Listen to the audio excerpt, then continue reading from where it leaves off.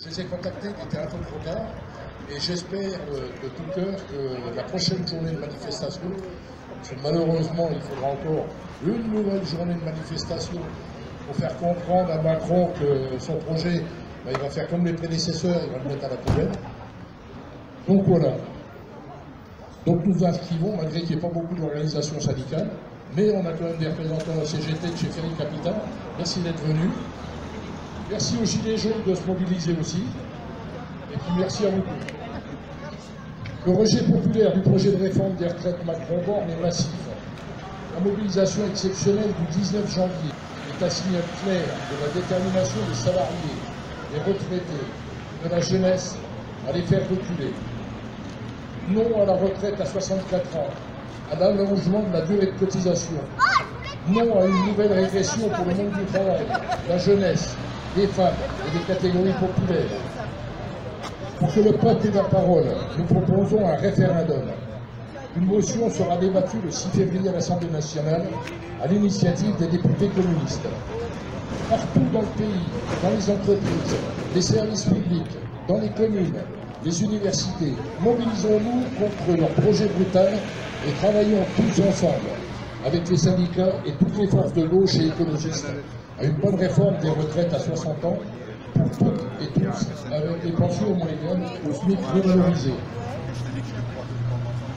Financer la retraite à 60 ans, des pensions supérieures au SMIC pour toutes et tous, c'est possible.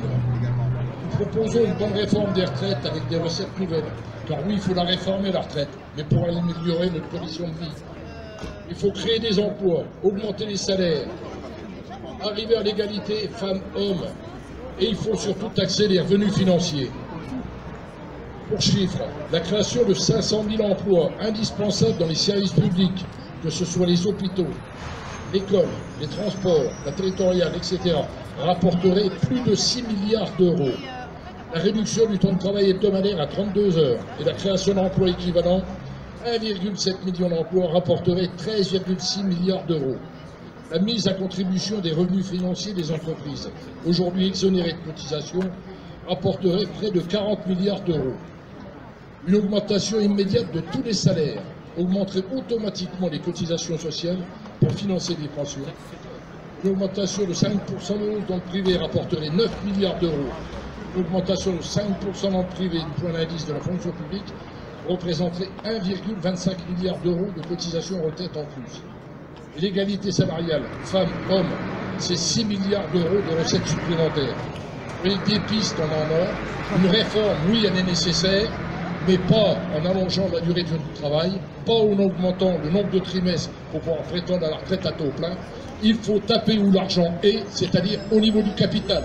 Il faut arrêter les paradis fiscaux, il faut que tout cet argent-là serve au social, en France et partout dans le monde.